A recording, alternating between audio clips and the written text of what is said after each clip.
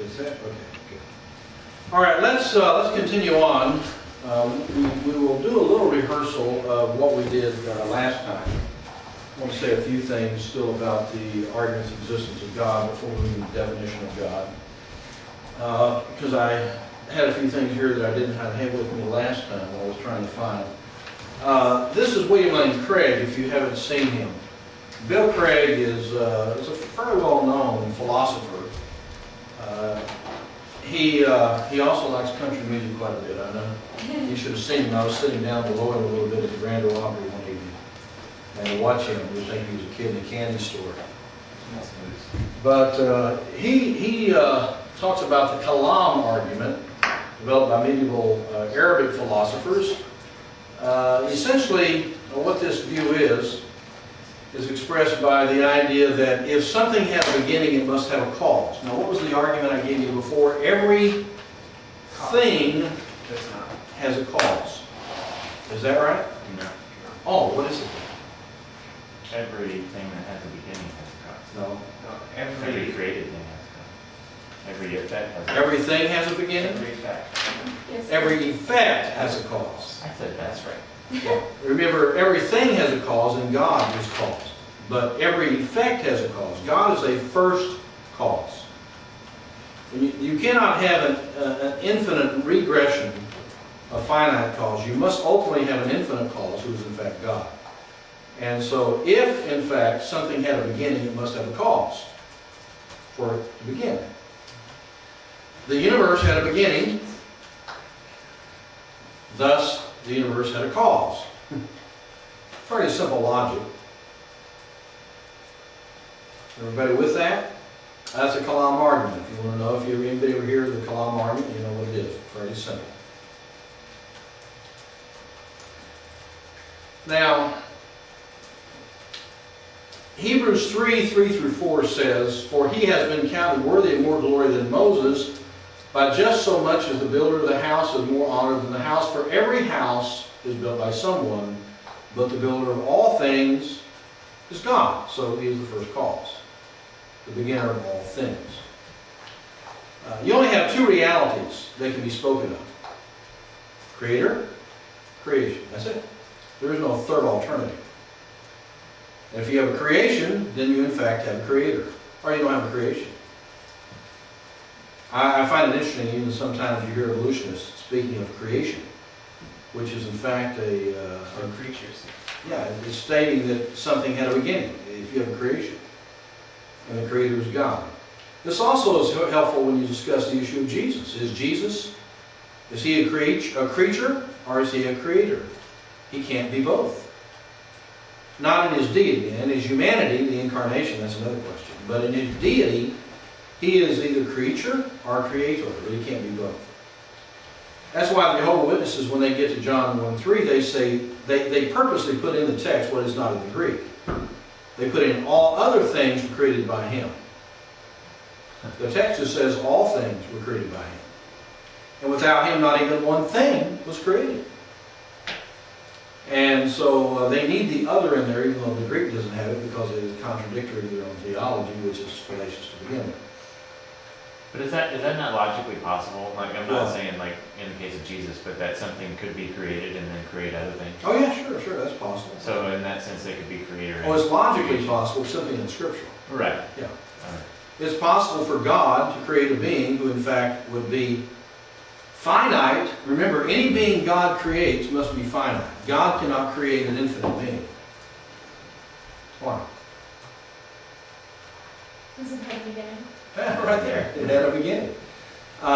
You cannot have an infinite being that has a beginning. Now, all infinite beings, of which there can only be one, by definition, is without beginning. That's one of the attributes of infinity, as we'll see here when we deal with the attributes of God. Why can there only be one thing? Why can there only be one infinite? Because you cannot have two all-powerfuls. Does being infinite mean that you're all powerful? Well, that's one of the attributes. So to be infinite requires a lot of things. For example, to be infinite means not have any limitations or have any lacking. Think about this a moment. If you do not have a lacking of any kind of imperfection, then you must have all the things that are necessary, of which one would be to be all-powerful. Another was to be everywhere. Not to be limited in space, not to be limited in time, not to be limited in power, not to be limited in all your attributes. In other words, part of infinity is to be unlimited.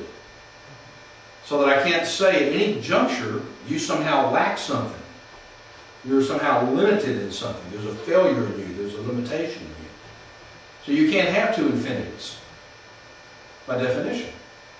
So, but you could have two beings who were infinite in every way, except that they cannot clash at their will, I guess. Or... Well, you want to have an infinite being that maybe is all-powerful and all-knowing, but not all-present?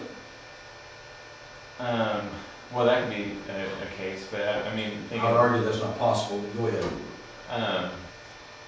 Just that maybe that they're... Just that they could never will something against the other.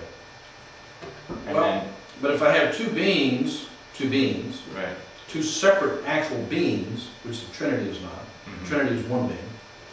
If I have two separate beings who are both all-powerful, then that's a contradiction. Because if I'm all-powerful, you can't be all-powerful. Right. You can only be potentially, you can be very powerful, but you can't be all-powerful. Right. You could have, like maybe they could have complete control over, complete power over creation, but not over... But that makes you a God. finite being. Right. So you can have two finite beings that are very powerful. Mm-hmm. But you can't have two infinite beings that are very powerful. Matter of fact, if you have an infinite being, you must have an all-powerful being. That's one of the problems with Mormon theology. They do not have an infinite deity. They have millions of finite deities that cancel each other out somewhat and work in conjunction. So they're like Olympian deities, Olympian gods, the Mormon God is. But the true God is infinite.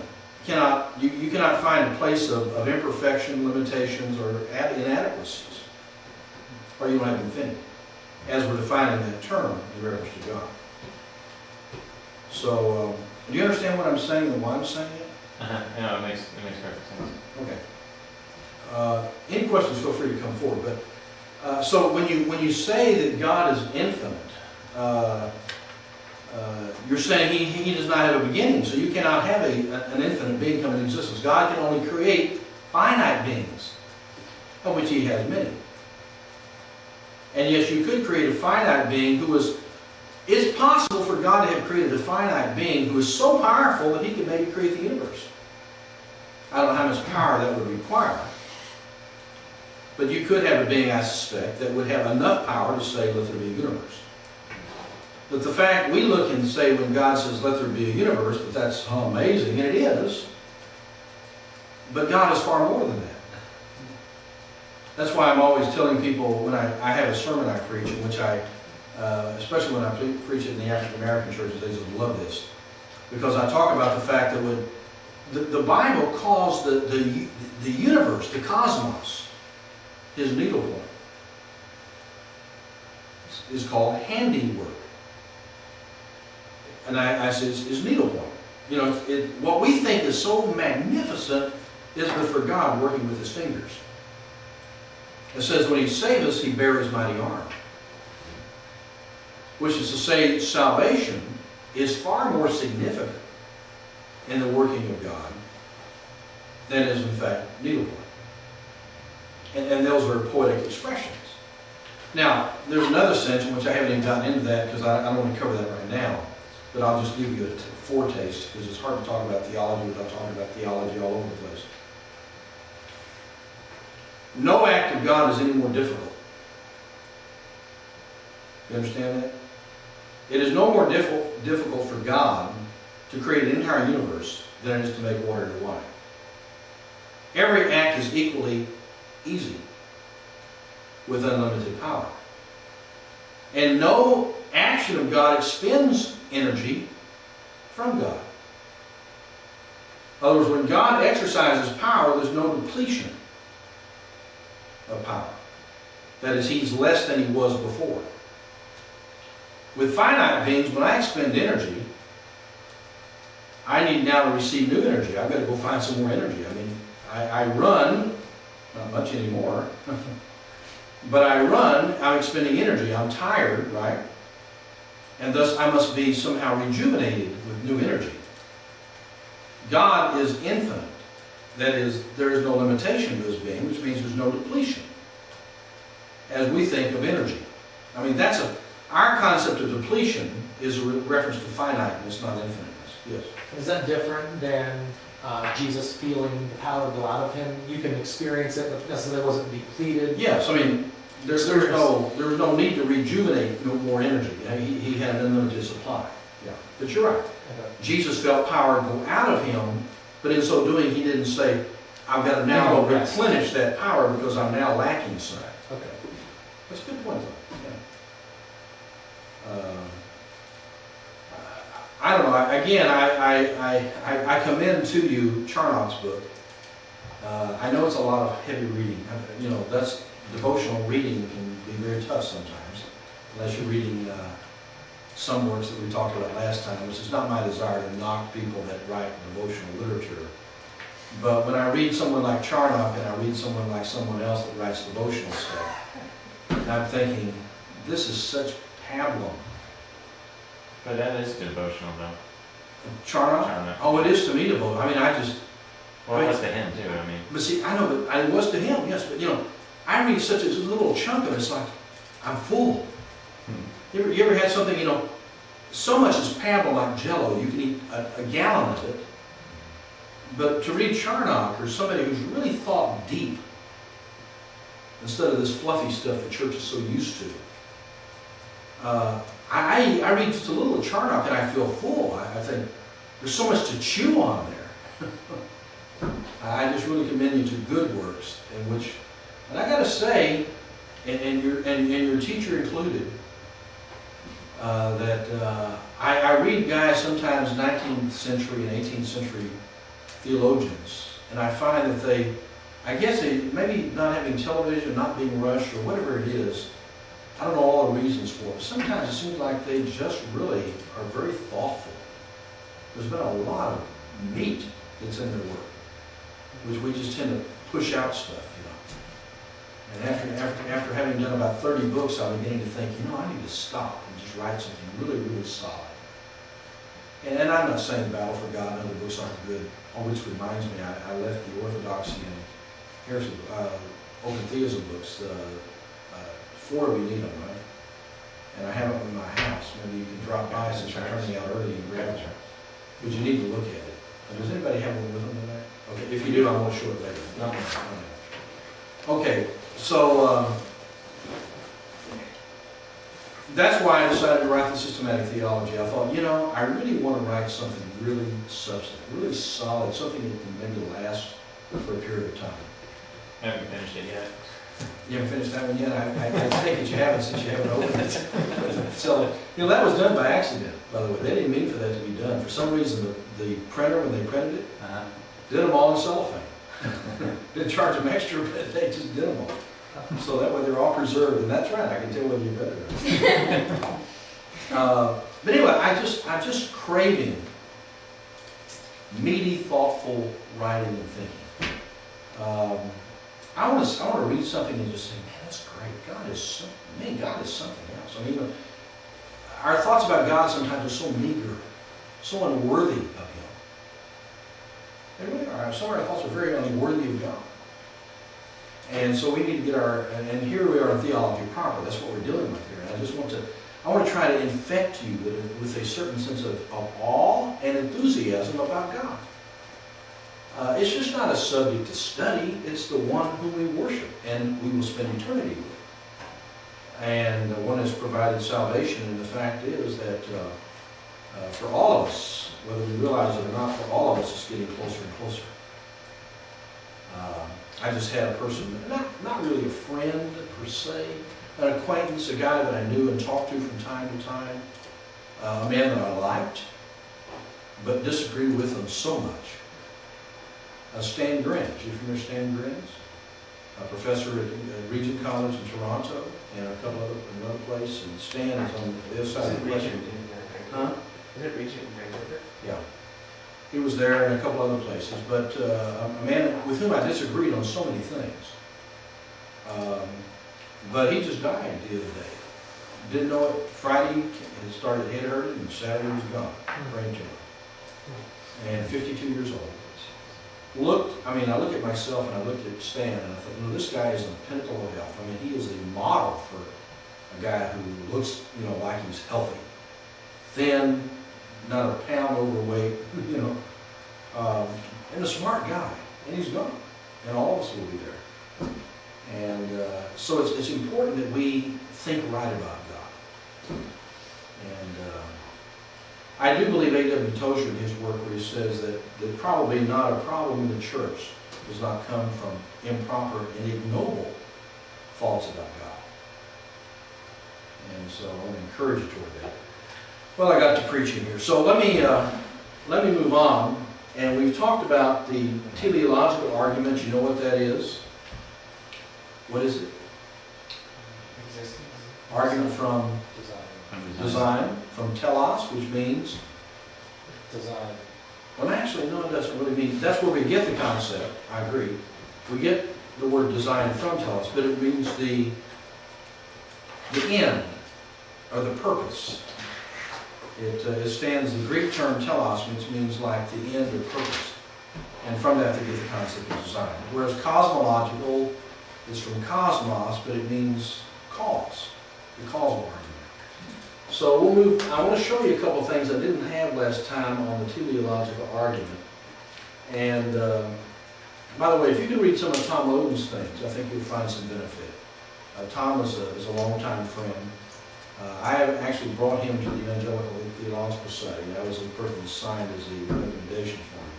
Well, Tom Oden is a very fine scholar. He has a whole set of works coming out now called Ancient Christian Commentary. You might want to, has anybody seen that? You ought to look at it, because what it is commentary on the entire Bible. I don't know about that many volumes, in which the church fathers served to do the commentary.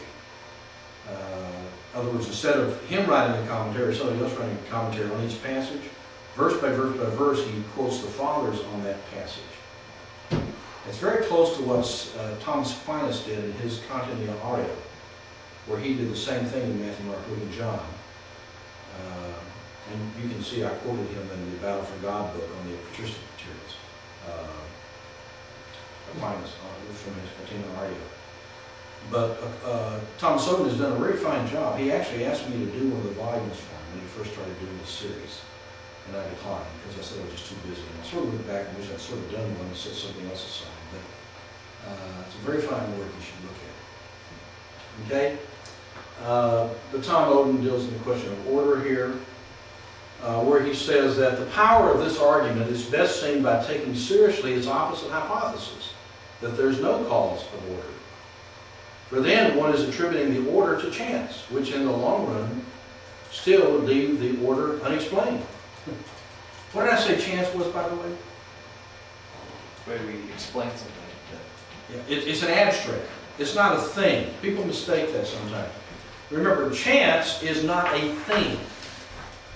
Chance is a non-existent reality. Chance is an abstract concept we use when we cannot explain the cause for action. But remember, I took out my coin last time and explained to you that if you could actually, at the same time, no, what my coin was, your coin, what was it? It was my coin, and then you... And I kept getting 9 out of 10. Seven times or something like Seven that. times. But see, the thing is, if you could in fact replicate everything in every toss, it would equal the same each time. If you could replicate it. Identical, without any variance. See? Now, you might not know what it is until you could actually verify it. I mean, if you could actually somehow judge every variant, it would always be the same. But we don't do that, see? So we do it in such a way in which we do not know exactly how it's going to turn out. And we call that chance. Okay. Now I want to show you something here that I didn't have this. I thought I had this file with me last time, and I realized that I had the wrong file. I had part way, but didn't have the whole thing. I went and found the rest of it, so I wanted to share with you. It's like a house. Notice the blueprint behind the house, and gradually the house comes together, right? Now, when you see a house like this, do you not assume that there is some kind of blueprint behind the house, and there's there's a causal agent behind it all. Well, sure, all of us would accept that. And yet there are people who believe the universe has no causal force, no first cause, which I think is pretty poor in thinking. Now, I went through this idea of specified complexity. Can anybody explain to me what I mean by that? That Specificity, you said, doesn't necessarily mean design. And what would specificity mean? That it's,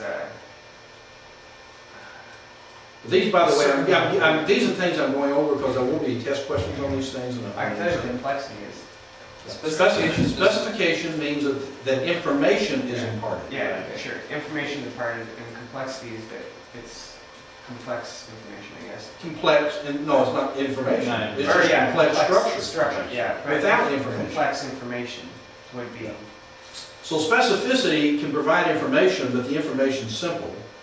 Complexity does not provide information, but the structure is difficult. But when you find specified complexity, then you have evidence, in fact, of design, and obviously a causal agent. Make sense? Now, here's an example of it in nature. Can you guys see this okay? When he's down there. When I stand out of your way, then it's helpful. Can you guys see it? I apologize. You're fine, but we might need to re-aim. Now, if you'll notice this is a rock structure. Now, this rock structure does not convey information, does it? Two. You can read into the rock structure things that are not there. For example, anybody ever been to Colorado Springs, Garden of the Gods? Yeah.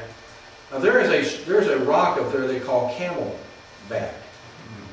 It's because the rock has some semblance to a camel. You know, it has a hump. But actually, it doesn't look like a camel that much. You have to use your imagination. It's the kind of thing I used to lie sometimes out on the grass and look at the clouds. And I say, that cloud sort of looks like a car. Or that cloud sort of looks like, it's not really designed as a car. I mean, it doesn't have the true look. But you have to use your imagination a little bit, right? Well, that's quite different from something we're going to look at here in a moment. So you have a rock structure here, but what if I take that rock and begin to put something in it, like here? Now, is this merely an example of forces of nature without any purpose in mind? I mean, it just so happened that you had faces on this rock, and it just so happened that the faces are of 4 presidents of the United States. It's all coincidence. Who would buy that idea? Nobody. I mean, nobody would buy that idea. And the thing is, I don't have to even know who the designer is. I don't. But I know it was designed. Because this is an example of specified complexity. It conveys information, correct? And it is complex. It's more than a bunch of rocks that just sort of fell to the ground here. See, that right there is very complex. The rock, thousands and thousands of rock, very complex, but no specificity to it. Now, Charles Darwin said something interesting. He said, if it could be demonstrated that any complex organ, see, inside, existed which could not possibly have been formed by numerous, successive, slight modifications, my theory would absolutely break down. Guess what? Charlie. Matter of fact, when Charles Darwin presented his Origin of Species, it was not scientists who basically bought into it. Do you realize that? You know who the people that bought into Charles Darwin's views in the middle of the 19th century? Philosophers? Huh? Philosophers. Theologians.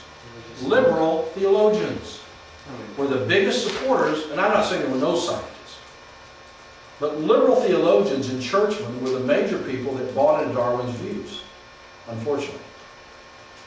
Scientists opposed him considerably, particularly the new science of genetics. that Darwin knew nothing about. Darwin was ignorant of this area. Anybody ever taken the time to read Origin of Species? I've got Origin of Species. You ever want to read? I've actually got a concordance to it also. But almost everything Darwin said has been discounted by some scientist somewhere. I mean, there's hardly anything left in it, and yet it's sort of held together by people believing in what has been disproved at every point. But nonetheless, this is a point at which Darwin's far off. And so, a guy by the name of Michael Behe, Mike and I know each other a little bit. We've spoken on the same platform together. And he's in a book that I'm putting out next year with Cradle Publishers on intelligent design. Michael Behe is one of the authors in it. And Behe, he told me that he's actually published, well, at the time, this was a year and a half ago, that almost 300,000 copies of Darwin's Black Box have been purchased. I want to see if you understand the significance of that. This is a technical scientific book. This is not Tom Clancy, not the Da Vinci Code and mythology and stuff like that. This is a book on science. 300,000 copies is a phenomenal sale. And this is the book that had such impact on the recent change of thought of Anthony Flew, the great atheist philosopher. Behe's book is one of the major books that had impact on him believing now there is in fact a God. So it's an important book. If you haven't read it, you should read Behe's book, Darwin's Black Box.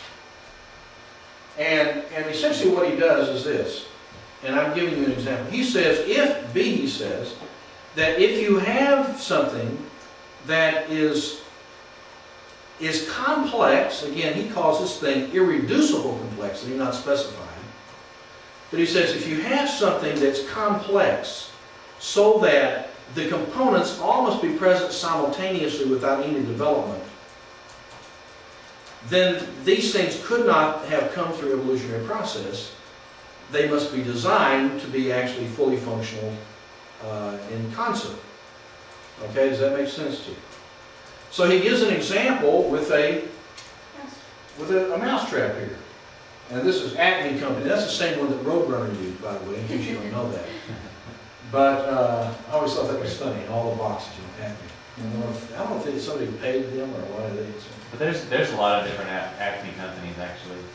I didn't think there's it was a real Acme company when Ray. I was a kid. I thought it was just the So, company that Looney Tunes Well, used yeah, to always use. I love Roadrunner, so I saw these Acmes all the time. Yeah. There's a fish and liver company and a brake company and All called Acme, I think. yeah, there's a lot of. But here's an Acme, nonetheless. And everybody's familiar with this mousetrap, probably. It has several components. The thing that Behe does in his explanation is that many organs and what he calls machines, physical machines, inside the body, like antibodies and hemoglobin, various kinds of small microorganisms and various kinds of organs of the body, all these components, could not have arisen through evolution. All because it has too many parts that have components that must be present all together or have no function. But he uses the mousetrap to explain that. For example, all these things must be present in the mousetrap simultaneously. Now, I don't know what you call all these things. I do not claim to be an expert in mousetrapology. But I do know this is the thing in which you put the cheese. Everybody familiar with that? And then you have another part, the spring, I guess that one. And then you have the little thing that goes down and whack and hits the neck and puts an end to the mouse's pestering. And this right here is a little, More than that. huh? There's a little more than that. Yeah. And it's a little thing that you hold. This is the thing I'm always concerned about, because when I set the thing, when I push down the lever and have the spring there, I'm always concerned as I'm trying to put that little bitty trap into that. I'm afraid it's going to hit my fingers. You feel the same thing? Yeah. Okay. That's what we're talking about here. What do you call it? It hit my fingers before it stung really bad. Then you have a base. The thing is, all of those components must be present simultaneously, or the thing doesn't work at all. Okay? You couldn't just simply have part of it and say, well, we'll use it for a while and see how well it catches in mice, and then if we need to, we'll add something else. Now, all of them have to be together. And so what he does is talk about these microorganisms here. You're familiar with the concept of the flagellum, right? Right here. And you have various components. Now this is, remember that blueprint I showed you earlier of a house? Here's a blueprint. Look at the blueprint. You have these components that function together in a blueprint of this little microorganism. Now here is a microscope. What do you call those? Not electron, but a very high-powered microscope, in which you can actually see this component. See that? Now look what happens if you put in a drawing to explain how this works. See how that comes together? This is simply an artist's conception of what we already know by simply looking in the microscope at this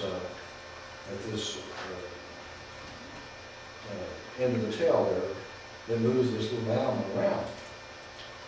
Just to give you a feel for what it looks like. This is a conception of how it actually functions. So the point of it is, what he argues in his book, that this one little thing that operates in the body is very, very complex, and unless it has all of its parts, it doesn't function at all. It could not have come about through evolution, and which is an example of Charles Darwin's problem, his dilemma. Argument from design again. You have a tree of life, supposedly. We've seen that always in the text. You know, it's always interesting to me how they always have all these tremendous artistic conceptions of what they've never been able to demonstrate actually in the physical universe. I mean, they have all sorts of views, just like the cosmic soup. They've never been able to demonstrate that. They speculate about it, and then they write books about it. And well, what had to be there for it to work? Oh, therefore it was there. You know. But anyway, the so-called tree of life, and of course that doesn't demonstrate relationship. The fact is it demonstrates design. Now, let me move on. I want to move past these things now.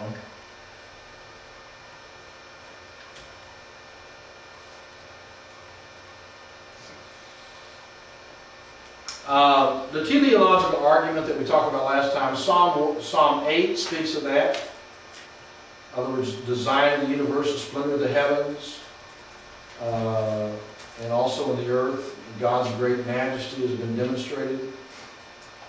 You find this also in Romans 1:18, the fact that God has made known regarding himself, for since the creation of the world, his invisible attributes, eternal power, and divine nature have been clearly seen, being understood by what has been made, and so forth. So you have these kinds of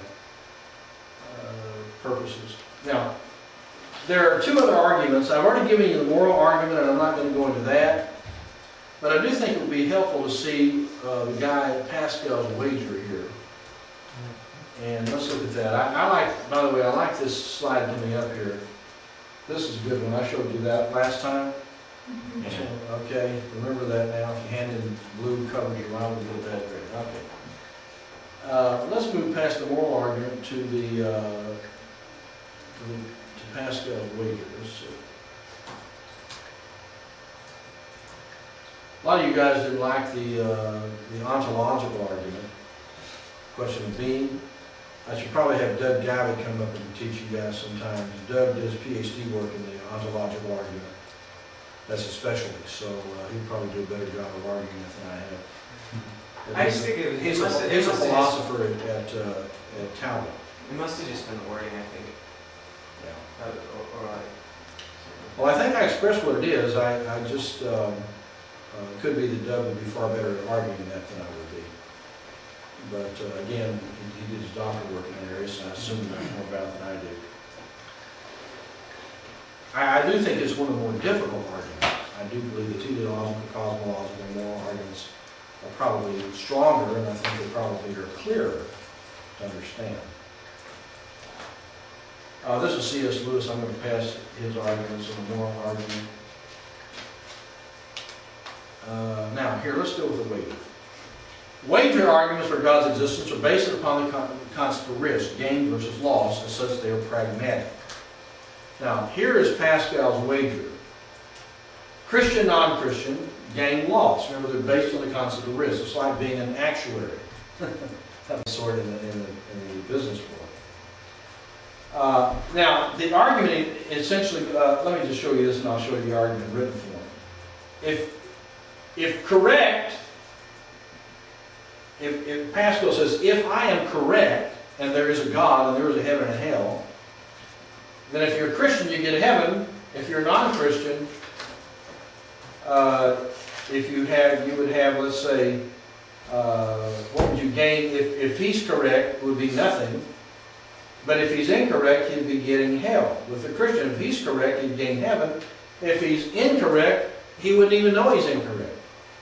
The thing is, and the way this argues is this: if I'm wrong and there is no God and there is no heaven and hell, and when we die it's just over, I won't be around to know that I'm wrong, and it won't matter anyway.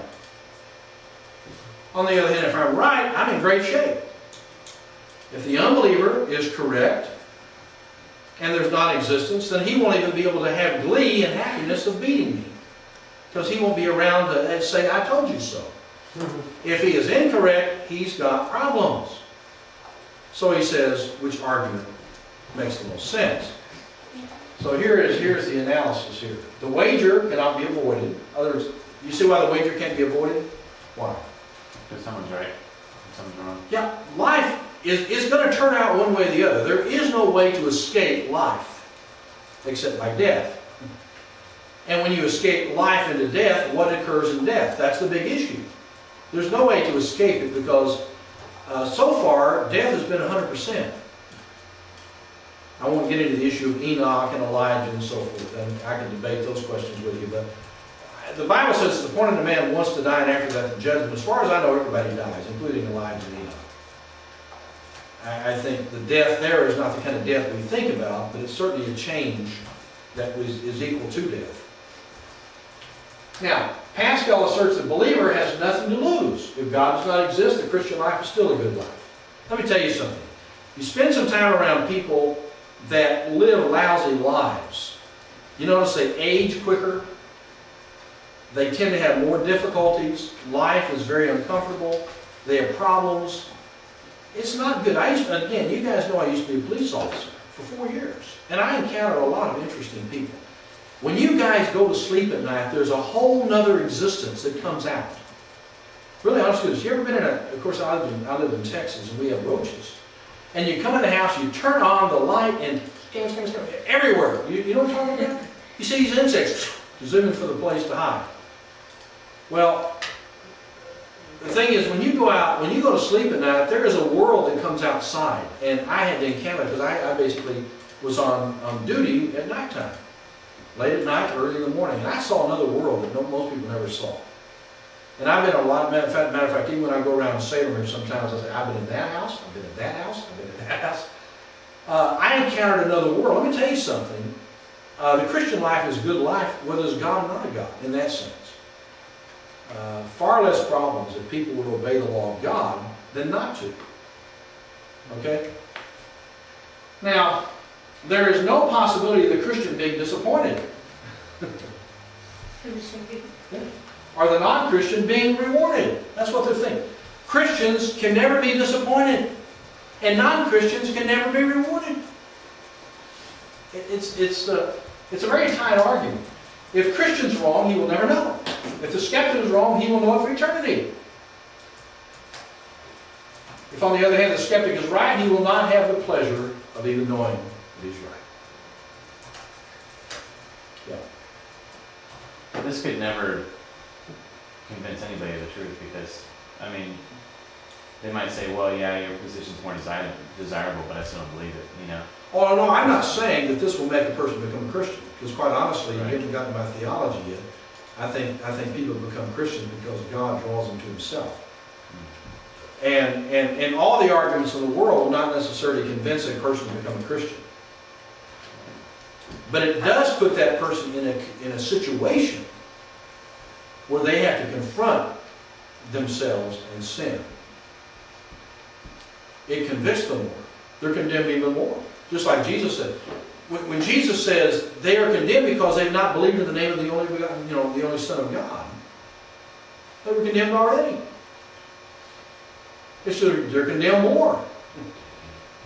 It's not as though people do not become condemned until they have certain knowledge about Jesus. They're condemned already. The question is, how much more are they going to be condemned? And that's why even in Romans chapter 1, they knew God. It didn't say they didn't know God, it said they did know God. Though they knew God, they did not honor Him as God, nor were they thankful. And it says, what? The invisible attributes of God were clearly understood, so that they are without excuse.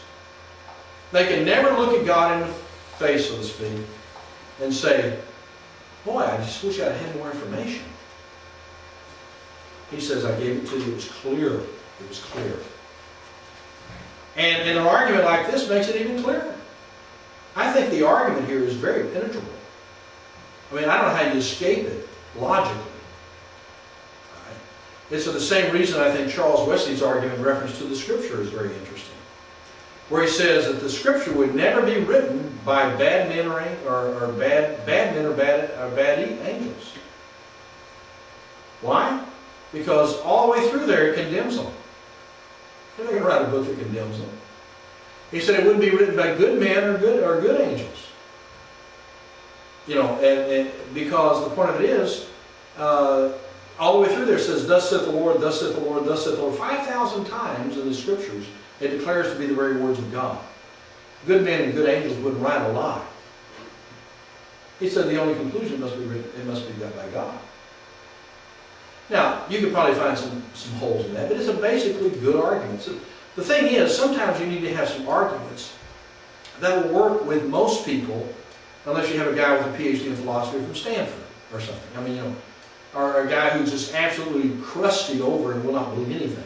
It doesn't hurt to have some little arguments that make good common sense. You understand me? So that's why I do these things too. But I agree, some people, it doesn't matter what you show them. But even Jesus said that. Remember, Jesus came right before He died to Bethany. Lazarus had died. Christ purposely didn't come until after the 3 days, because the Jews believed after 3 days there's no hope of coming back to life. I mean, they believe the spirit basically stayed around the body for 3 days, and after that it's over. So He waited until the time was clear. Then He came to raise Him from the dead.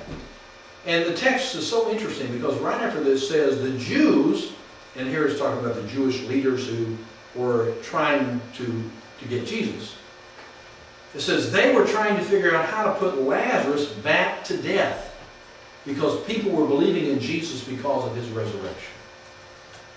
How hard-hearted do you have to be to have a guy that's come back from the dead and say, listen, we've got to figure out how to kill him? And I'm reminded of Jesus in the story of the rich man and Lazarus, where He says, the rich man says, well, Father Abraham, if you just send somebody back from the dead, oh, then they'd believe, my brothers. And Abraham says, hey, listen, they have Moses and the prophets. If they will not believe Moses and the prophets, they will not believe even if one comes back from the dead. Isn't that true? See, they didn't believe because of Lazarus. They didn't believe Jesus. So I'm convinced that many arguments will never impact a person who will in fact not believe. But it will put them under judgment, which is one thing the gospel does in that respect. That's all clear? Now, Pascal, just to say that what he said in his Pensée, you remember with this work, should have actually a little accent on the first E there. Sorry about that. But he says, I tell you that you will gain even in this life, and that at every step you take along this road, you will see that your gain is so certain, and your risk so negligible, that in the end you will realize that you have wagered on something certain and infinite for which you have paid nothing. Isn't that a great statement? He says, when you really evaluate it all, so like when I come to the end of the days and I look at all, I look back, I say, my risk was negligible, and what I've gained is immense. And I think very fascinating concept. Pascal's wagers. Now there's one other argument that I did not go into called the transcendental argument. This is an argument that oftentimes is not made by people who argue for the concept of the existence of God. But essentially this argument hinges on the concept of a necessary precondition. They assert, those who make this argument, that only the Christian worldview provides a necessary preconditions for the intelligibility of human experience. Remember Francis Schaeffer? Familiar with it? By the way, World Magazine had the recent issue. How many read World? World Magazine? You really should get World Magazine. It's sort of the Christian counterparts of Time and Newsweek. It's not as big, but nonetheless, it really is good. And I've had some experience with some of the people that work there. They're good people that are basically reformed, don't hold some views that I would hold, but by and large on political issues, ethical issues, and those kind of questions I found very, very good. But their issue is on Francis Schaeffer, his impact. And I gained if you can buy actually the works of Francis Schaeffer, about 5 big, thick volumes, about like this. And our generation today of seminarians are not exposed to Francis Schaeffer. When I was in seminary, he was the big thing. And the God who is there, escaped from reason, he is there, and he is here, and he is not silent. His works on Genesis, and on and on and on. He just did so many things. His book, How Should We Then Live, which deals with an interpretation of Western civilization. His work on abortion, and his, what was his last work? His last work was, Christian Manifesto. Anyway, Schaeffer had a lot of influence on me, and he's certainly someone to read. Is he the LaBrie guy? Yeah, LaBrie, right.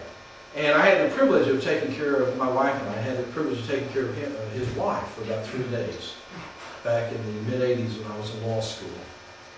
And she was in town, and we took care of her and got to know her a little bit, Edith Schaeffer. She's really interesting. When she signs a book for you, it takes her forever to sign her autograph, because she draws pictures of the Alps and birds in the air and just all sorts of stuff.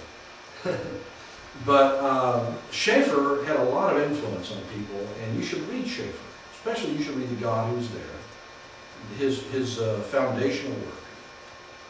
And he was dealing with the whole concept of existentialism, which still infects the church greatly. I talked about that on Sunday morning. I preached a sermon here on how do we know Jesus is alive. And I sought to demonstrate that we don't know for some of the reasons why people think. Like that hymn? I did use that hymn. And I said, this hymn says almost nothing about resurrection. I'm not doubting some of the things it said are true.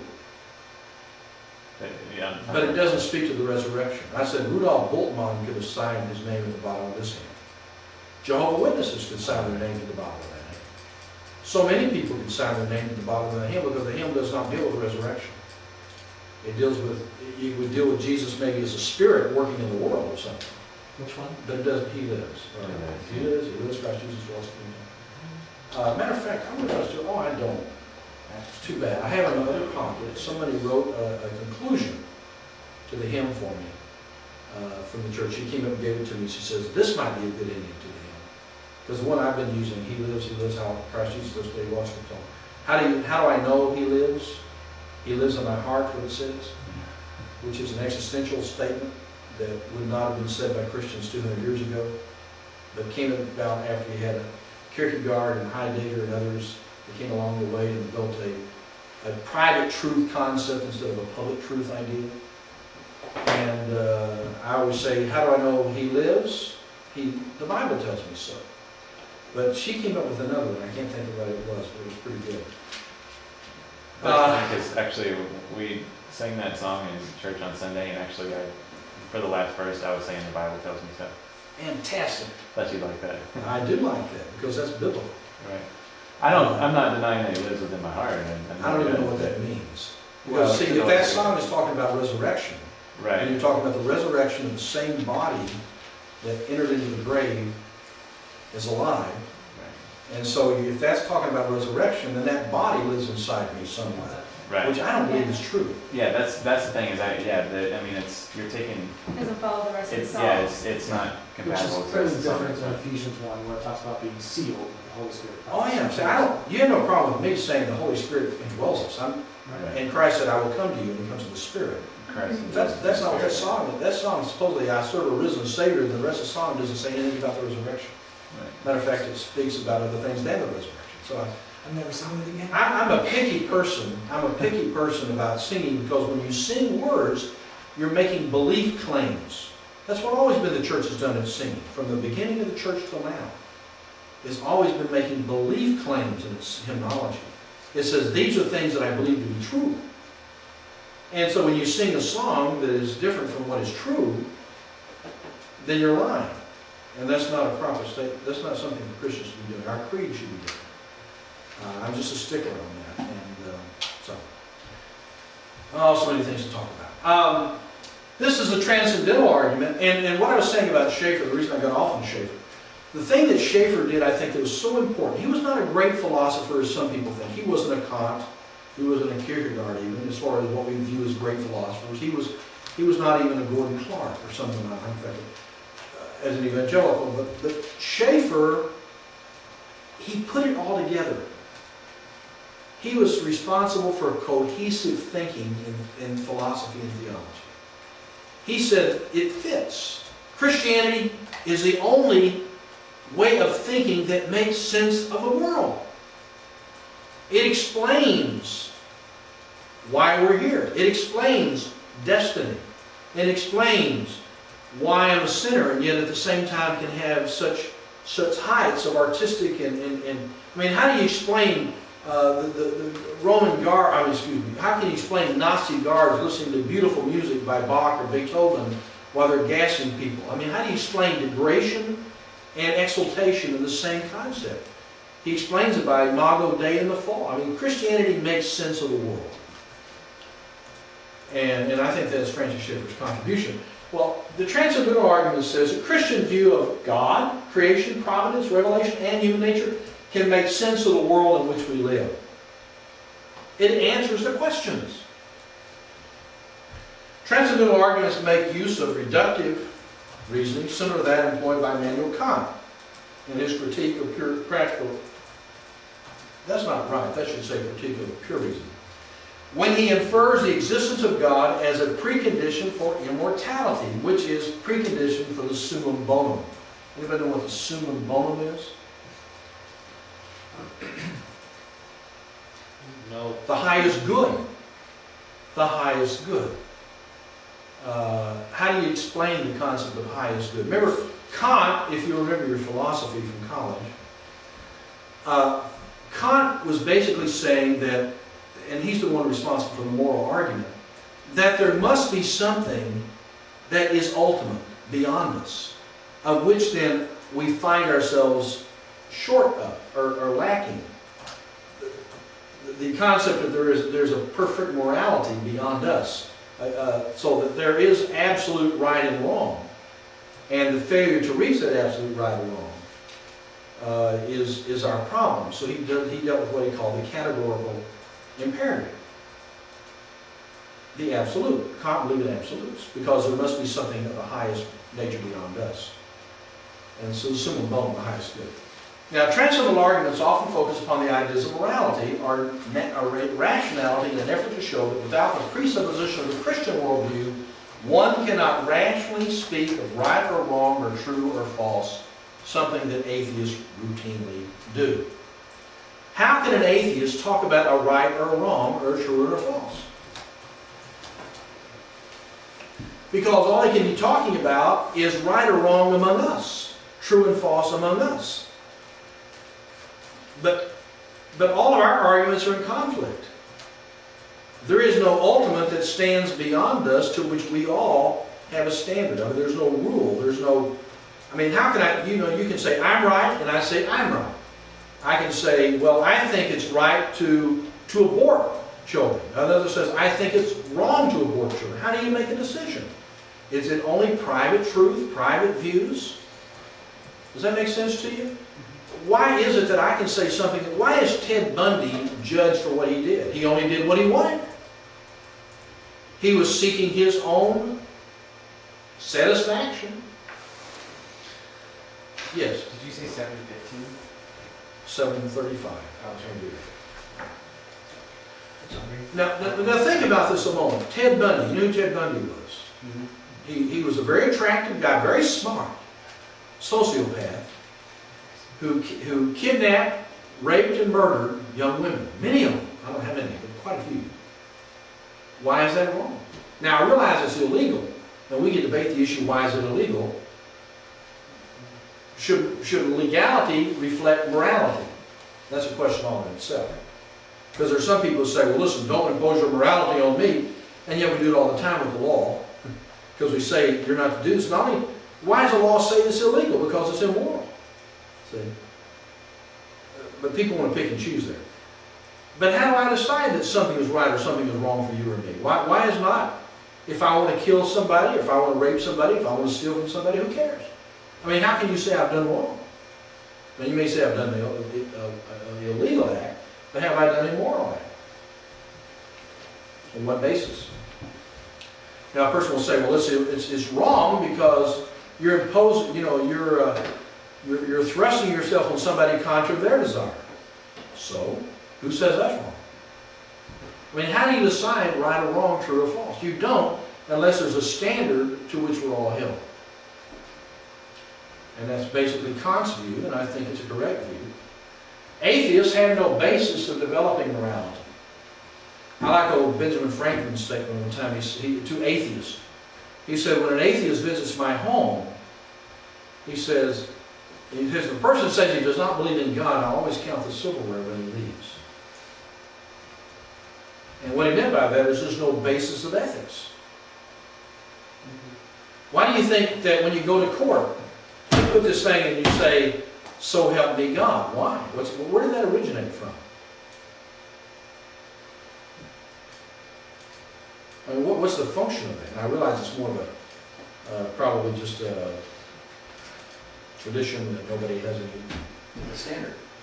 Yeah, you're saying that I'm swearing before God because if I lie, there are repercussions. From whom? From God.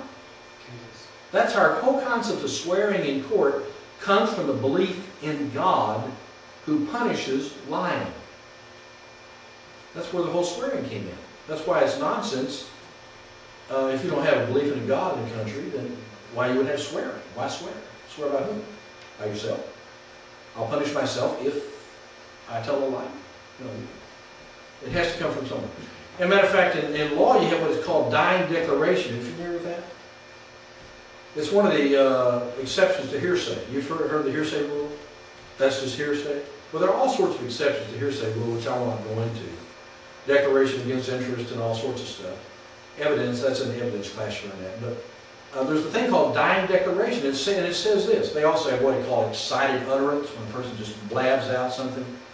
But one of the exceptions is called dying declaration, which says that a person, when they're dying, you can say to the court as a witness, it's not hearsay to tell the court what they said when they were dying. Why is the reason for that? In law, it originated because the view is when a person is dying, they're not going to be saying something that's a lie before they go meet their Maker. They're going to tell the truth. You can report their statement because they're likely, or almost for certain, going to be saying something accurate rather than lying and dying to see God with that on their mouth. Does it make sense to you? That's where it originated in the law. So, what about the people that are trying to lie to get out of dying? That's another issue. That's another issue. But when you're dying, the idea is you're not going to lie right there before you go see God and have to face Him with that lie on your breath. You know what I'm saying? It has to be that you really believe you're dying. And at that point, the dying declaration is an exception. So how does the atheist work? The Christian worldview makes sense. Now, C.S. Lewis, how many have read his Mere Christianity? Okay, The Great Divorce and his other books, maybe? You should read Schaeffer too, though, not just Lewis. But he says, my argument against God was that the universe seemed so cruel and unjust. This is such a great statement. Just how had I got this idea of just and unjust? A man does not call a line crooked unless he has some idea of a straight line. What was I comparing the universe with when I called it unjust? If the whole show was bad and senseless from A to Z, so to speak, why did I, who was supposed to be part of the show, find myself in such violent reaction against it? Of course, I could have given up my idea of justice by saying it was nothing but a private idea of my own, but if I did that, then my argument against God collapsed too. For the argument depended on saying that the world was really unjust. Not simply that it did not happen to please my private fancies. That's what I'm talking about, see? The question of right, wrong, just, unjust. If there is no God, do those words have any meaning? Is the point. Or is it just a private view? And if it's a private view, then it's not right or wrong, because it's just right for me. I mean, killing's good for me, not killing's good for you. Stealing is good for me, not stealing is good for you. We all have our private truths and rights and wrongs. But that doesn't explain justice. There is no justice in it. There's no injustice. Thus, in the very act of trying to prove that God did not exist, in other words, that the whole of reality was senseless, I found I was forced to assume that one part of reality, namely my idea of justice, was full of sins. Consequently, atheism turns out to be too simple. If the whole universe has no meaning, we should never have found out that it has no meaning. Just as if there were no light, the universe, and therefore no creatures with eyes, we should never know it was dark. Dark would be without meaning. So if there's no justice, then there's no meaning. So you can't even argue for morality apart from Christianity. What's so interesting is in Eastern philosophy, you can't legitimately argue in Eastern philosophy. I mean, I know people do, because people do things inconsistent with their thoughts. Sometimes when I'm sitting on planes and I'm sitting next to people that I talk to about God or Christ or whatever, particularly if I find someone who's a Muslim or Hindu or something, I say, you know, other religions are at their best when they are inconsistent with their founder.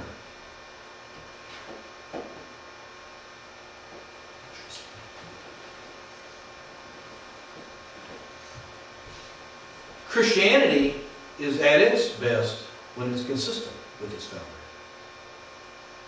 Or, to put it the other way then, Christianity is at its worst when it's inconsistent with its founder. Other religions are at their worst when they are consistent with their founder. Now let me case in point. Buddha never claimed to ever found truth. He was always trying to find it, but never found it. Never claimed to have it. That Jesus said he was the truth. Should I go with someone who never found the truth, or someone who was the truth? Buddha left his family, his children, his wife, abandoned them, what we call a deadbeat dad. He abandoned them and ran down to Hindu and never returned to his family. What kind of example is that in the world? Look at Muhammad. What did he do that was so great? First of all, Muhammad thought he was possessed by demons until his wife his first wife, finally convinced him that he wasn't. This is always from God. He thought that all these things he was getting was demonic, and I suspect they were. But his wife convinced him no, it wasn't. And Muhammad himself was a butcher and a murderer and a thief. He got his followers by going down and robbing and killing people, robbing caravans, gaining their wealth. And he attracted his followers from people who would gain wealth from attacking people. And eventually, those that would not accept him as the prophet of God, He even went into one time in Medina where he killed about 10,000 people. I mean, he was a murderer and a thief. I mean, that's someone to follow.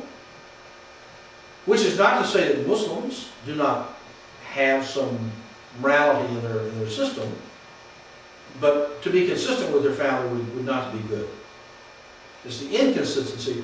I'm always looking for liberal Muslims because you can survive with them. You can actually surround yourself with them, and you can function in their midst.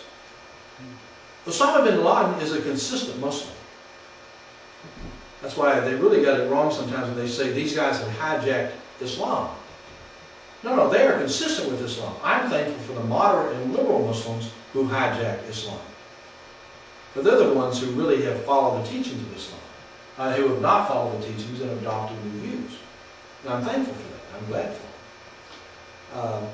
So consistency, cohesion, these are important concepts in reference to arguments about God. So, transcendental argument challenges skeptics to produce not only another explanation for morality, rationality, logic, but also to produce a more likely explanation. You see the distinction between those two statements? It's not you're just saying, provide for me another one. Provide for me one that's better than what I'm offering. That's a challenge. Are you familiar with the books by Peter Kreeft? I'm giving you some of the books that you ought to think about reading. By the way, you'll enjoy Peter Kreeft's works because his works that I'm giving you here are very fun to read. How do you spell his last name? Kreeft.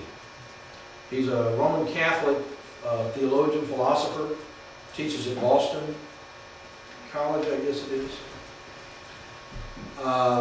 He has a book called The Unaborted Socrates on the issue of abortion.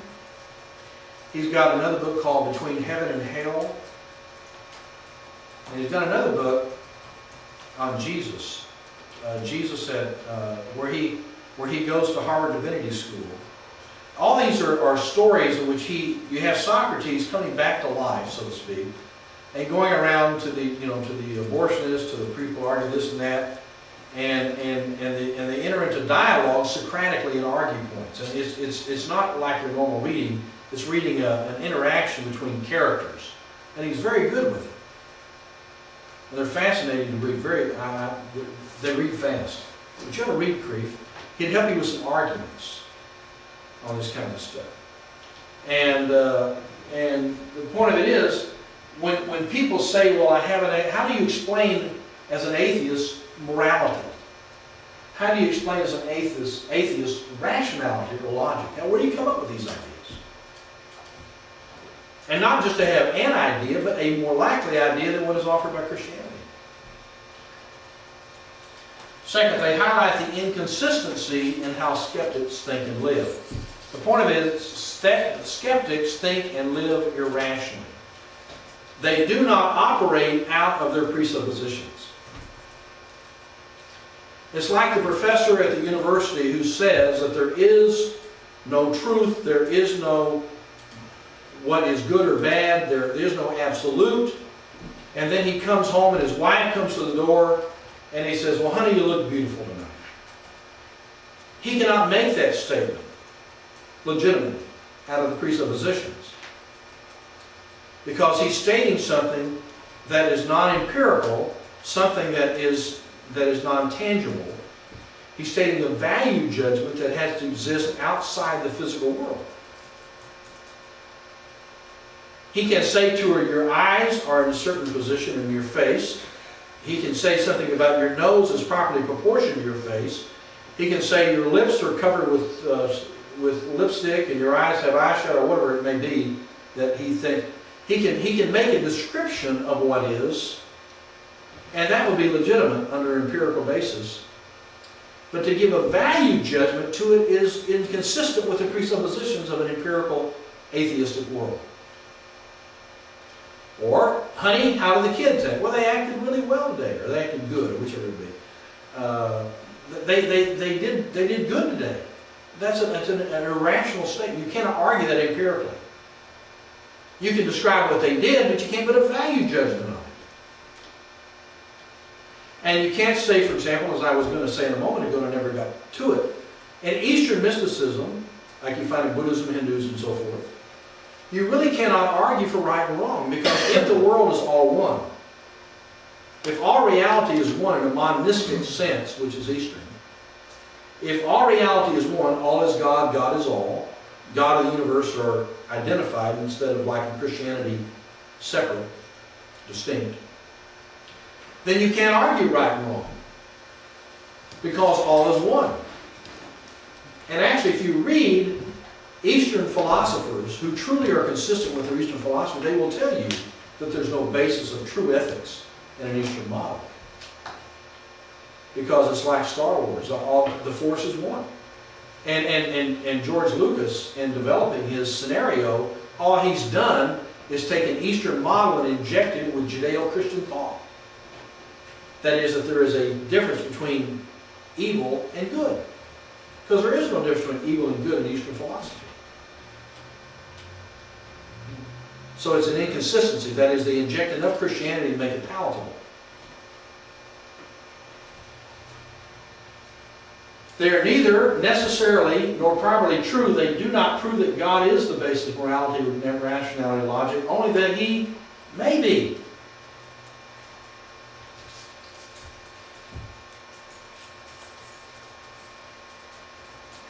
These arguments.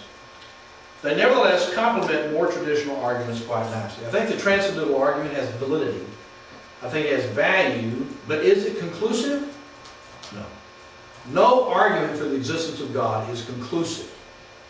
That is, can I make an argument in such a way that nobody can come back with any rebuttal? No. There are big, thick books written by atheists against the arguments of the existence of God, and they have arguments. I mean, they obviously must have something to say that wouldn't be so big and thick. And these are done by brilliant people. They're wrong. But the argument for the existence of God is an argument that God most likely exists, all things considered. It makes more sense that He does than He doesn't. But ultimately, they do not conclusively prove God. They that come to God must prove that He is. No, I read that. They that come to God must believe that He is, and that He's the reward of those who diligently seek Him. You cannot ultimately prove God. These merely are arguments that demonstrate that the greatest likelihood is, in fact, there is a God. And then you can fall back on Pascal's wager. Even if I'm wrong, what have I lost? And if I'm right, what have I gained? And but all human knowledge is that way. Can I prove conclusively that Jesus rose from the dead? I can't. I mean, can I prove conclusively He died on the cross? I can't. I mean, these are things. See, I don't believe in irrational faith. Don't get me wrong. I don't believe in jumping in the dark. In my sermon on Sunday morning, I said something. I said we should not believe without faith, and we should not believe contrary to faith. Cancel. We should not believe without facts. We should not believe contrary to facts, but we should believe consistent with facts. And that's the difference. I have facts that are reasonable to believe and are far more likely that they're true than that they're not true.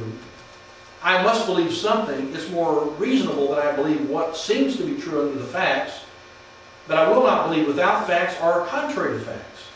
If you could show me the body of Jesus inside the tomb, if you could demonstrate to me that Jesus never lived, then I won't be a Christian. I would reject Christianity right now. If you could show me conclusively, if you could give me a very strong argument on the facts, why would I believe? Paul himself says, these things, we had delivered over to us certain things, and here he gives a proof. Jesus was seen by this person, this person, this person, this person, this situation, on and on and on. Proof, and even by me. Paul didn't say, well, just believe, right? Just believe. He says we have a reason to believe. Even Jesus, when He appeared in the midst of the group, He didn't say, just believe. He said, listen, look at my hands, look at my feet. A ghost does not, or a spirit does not have flesh and blood as you see me have. Oh, He gave proof. So, I mean, these are things. A rational faith is important. But you cannot have a conclusive faith with multiple faith. Does that make sense? All right, let's take a break. Yeah, I just remembered, I didn't drive. Yeah, I'll give you a car. Alright. Hurry up, though, wait a minute. Did you pay for it? Already paid for it. Alright. It's already. If I'm not back in 5 minutes, just wait longer. Not back in 5 minutes, he'll be doing it.